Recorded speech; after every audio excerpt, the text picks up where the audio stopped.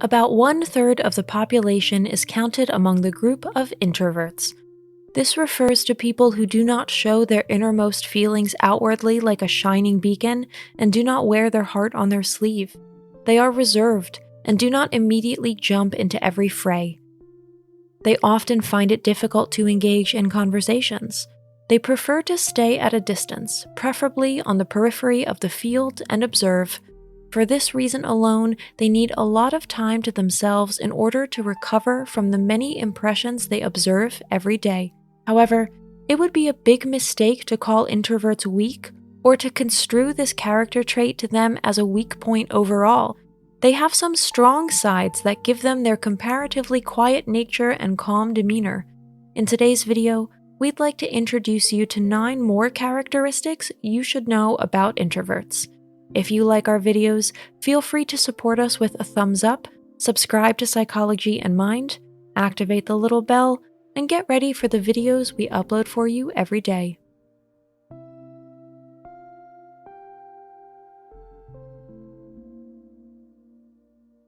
Number 1. They are not misanthropes. Not everyone who stays apart from the masses is a misanthrope.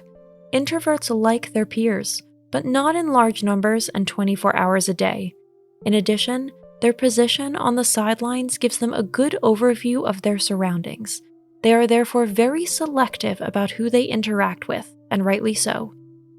Number 2. Anxiety disorders are not the reason for their behavior. Although it may be hard for natural-born entertainers and party animals to believe, being an introvert is not a disease.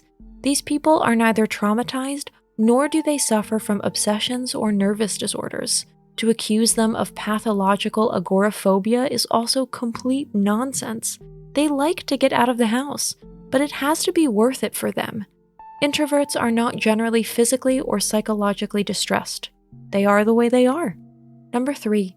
They do not suffer from inferiority complexes. This is another misconception we are only too happy to make about introverts.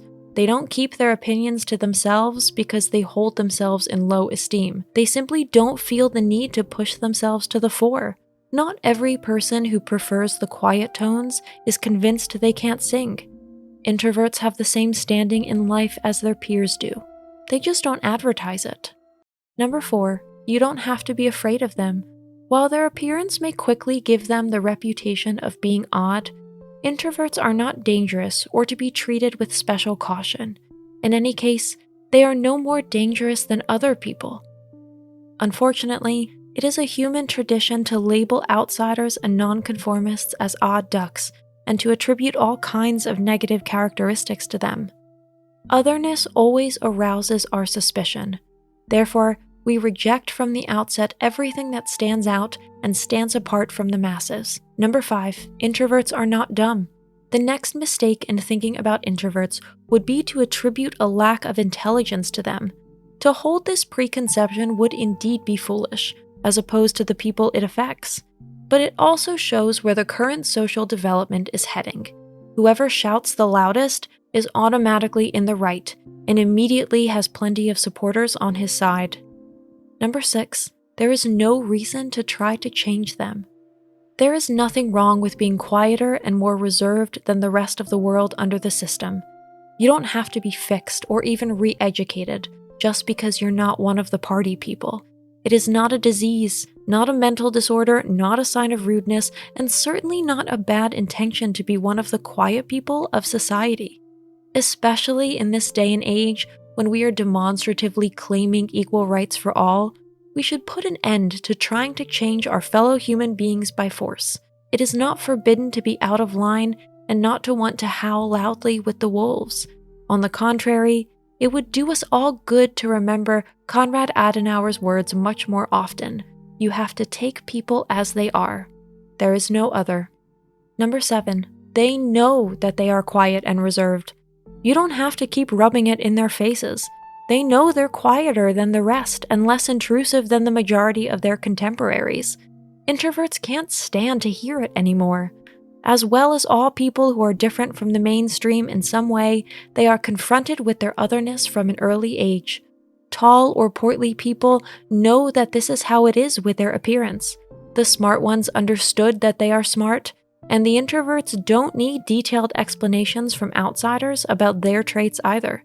It is not only insensitive and presumptuous to call people on obvious things, it is also evidence of poor childhood manners and modest intellectual abilities. Number 8. Reserved and shy are not the same thing. Even though we like to lump these two traits together, there is a difference between shyness and introversion.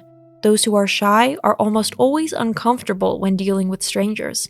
In fact, these people suffer from low self-esteem and are often afraid of embarrassing themselves. Introverts, on the other hand, like other people and enjoy meeting them. However, they don't need to be the center of every party or to take seats in the first row.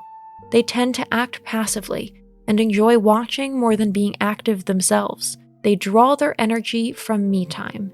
Too intense socializing makes them tire quickly, which is why they tend to do their share of socializing sparingly. Number 9, they like to be alone, but not always.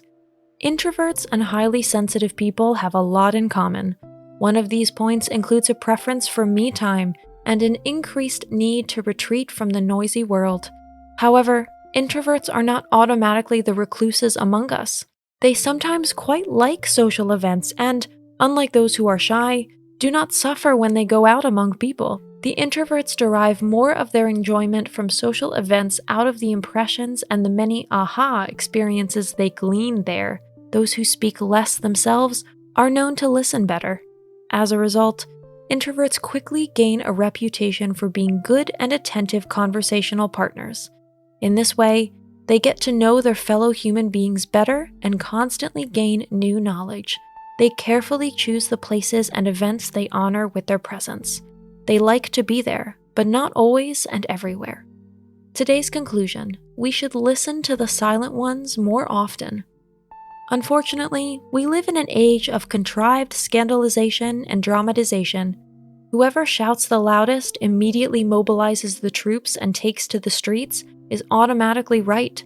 However, it would pay to listen to the quiet and introverted when it comes to important issues. They observe when others are vocal about their unfiltered thoughts. They learn while the gregarious flit from one pleasure to the next. And they take all the time they need to form an opinion.